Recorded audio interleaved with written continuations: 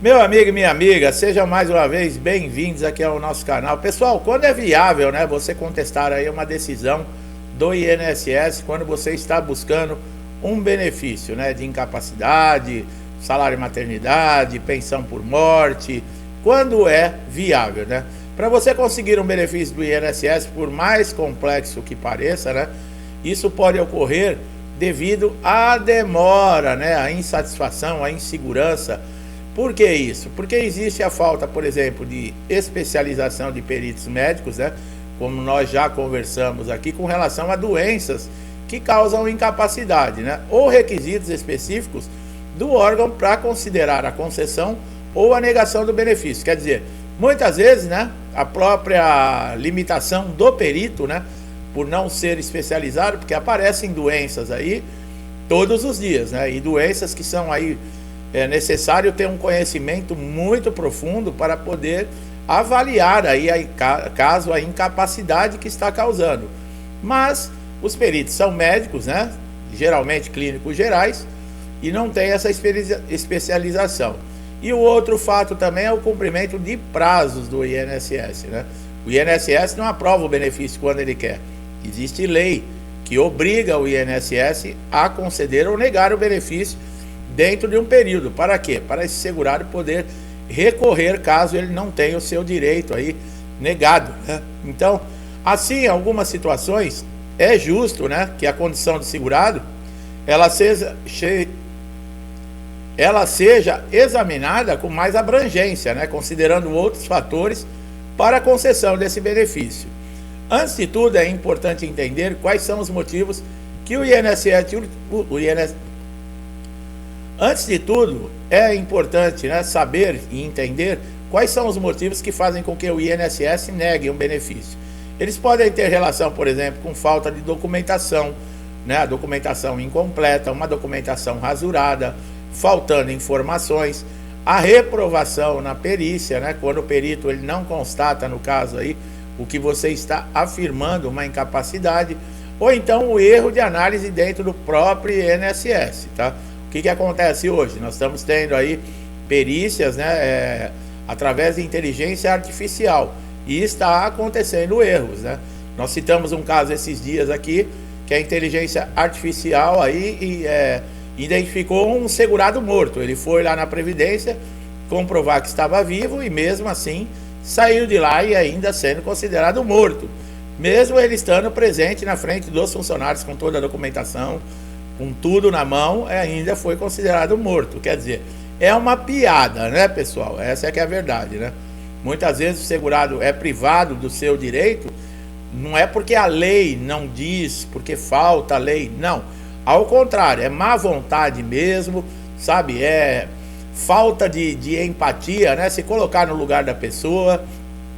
Diante do indeferimento do INSS, da necessidade de uma análise mais abrangente, às vezes esse segurado, né, na maioria das vezes, é obrigado a entrar com uma ação judicial, né, que é frequentemente recomendado, para resolver o próprio problema desse indeferimento injusto na justiça. Se você é segurado, né, e já precisou de um benefício no INSS, você está entendendo o que eu estou falando, né? Mesmo aqueles que já recorreram antes da justiça, né, dentro das vias administrativas do INSS, sabem muito bem. Segundo a Lei de Processos Administrativos, né, a Lei 8.213 de 1991, o INSS tem 30 dias, prorrogável por mais 30 dias, para conceder ou negar um requerimento, né, após o protocolo de um pedido de benefício. Como eu falei, né, existem aí prazos, né. Se você já ouviu falar, por exemplo, de danos morais, nós já colocamos em outros vídeos também. Sim, é possível que a Justiça condene o INSS por práticas indevidas, né, que causem prejuízos ao segurado, né? O entendimento desses tribunais é que só deve haver reparação quando existe uma ocorrência e uma comprovação desse dano. Quer dizer, também não basta, né, o INSS fazer esse tipo de piada, né, a negação do seu direito, porque muitas vezes você só tem o seu salário e você acaba ficando incapacitado e vai depender do INSS para receber. E o que acontece? O INSS, como não cumpre prazo e muitas vezes deixa de cumprir a lei, esse segurado fica à míngua, né? Ele não tem salário, ele fica dependendo aí de uma decisão do INSS ele não pode retornar à empresa, quer dizer, é uma briga, né?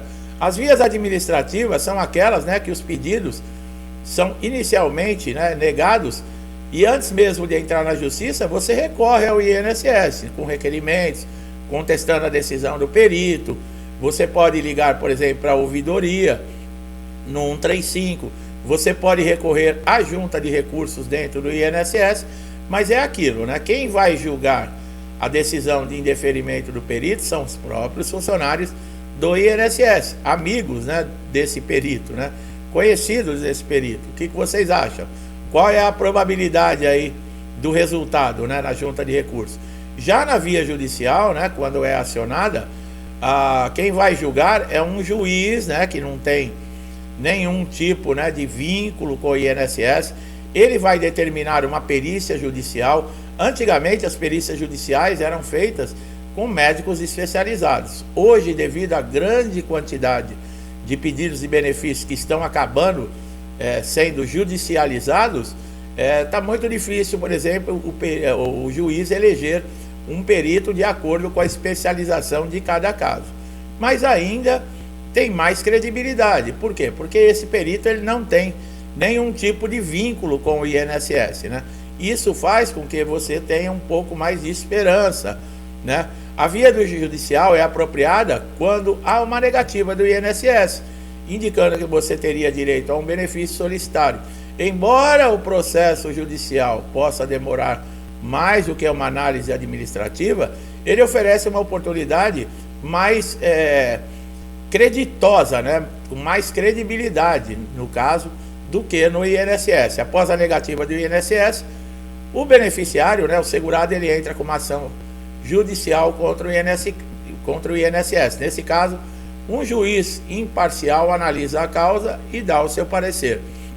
Esse processo, como nós falamos, ele pode demorar mais, ele pode durar aí de 18 a 24 meses, mas é aquilo, né? Você vai ter pelo menos uma resposta definitiva de alguém isento, né?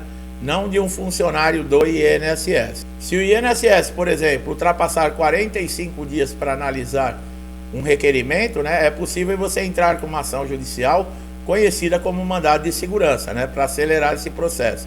Esse mandado de segurança, ele não serve, por exemplo, para o juiz dizer se você tem ou não direito ao benefício. Ele serve para comunicar ao juiz que o INSS está deixando de cumprir prazos estipulados por lei.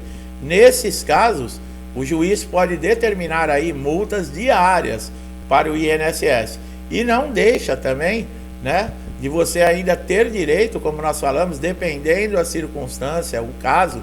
Por exemplo, você sofreu um despejo, né, você pagava aluguel, ficou sem conseguir pagar aluguel por causa do INSS, foi despejado, foi morar na rua, né, uma situação terrível. E acontece, viu, pessoal? Não pensem que não. Então, nesses casos, você conseguir comprovar que foi o INSS, devido à sua irresponsabilidade, que causou um prejuízo como esse, você tem direito a danos morais, com certeza, né? O que pode ser considerado na justiça, né? Bom, a lei, as instruções normativas, pode ser difícil o órgão avaliar se verdadeiramente o segurado tem direito ou não, mas na via judicial, o juiz ele tem liberdade de considerar outros fatores que podem influenciar na concessão do benefício. Por quê? Porque ele vai analisar a documentação, ele vai te enviar por uma perícia judicial, ele vai analisar o laudo, ele vai analisar a lei. Quer dizer, existem esses fatores que vão ajudar com que o juiz, que é imparcial, ele dê um veredito, né? E muitas vezes a probabilidade, como nós falamos, é grande, né? Em caso de requerimento, por exemplo, de aposentadoria por invalidez, a justiça pode analisar, além da doença, olha lá, o grau de escolaridade, a idade, a estigma, né, social da doença. Isso contrasta, né, com a prática comum no INSS, que muitas vezes se baseia apenas no requisito explícito da lei, né, avaliar a doença. A análise judicial ela pode ser praticamente, né, vantajosa em situações que a conversão, por exemplo, do auxílio-doença em aposentadoria por invalidez, a comprovação de atividades especiais, né, para aposentadoria especial, e a obtenção aí de uma pensão por morte negada pelo INSS devido aí uma comprovação de união estável. Tudo isso é muito mais fácil, é muito mais confiável, né? E com credibilidade você conseguir na justiça, né? Te traz muito mais segurança. É importante destacar que além das vantagens da via judicial, a concessão também do benefício não é garantido, tá? Não existe aquele negócio, se o INSS negar, entra na justiça que você está garantido, o juiz te dá o benefício. Não, existe uma pesquisa aí que chega de 35% a 40% de decisões favoráveis a segurados, tá? Quer dizer, os outros 60%, 65% são favoráveis ao INSS. Então, não é bem assim. Vai depender muito do que você vai apresentar na justiça, tá? Vai depender da documentação, dos elementos.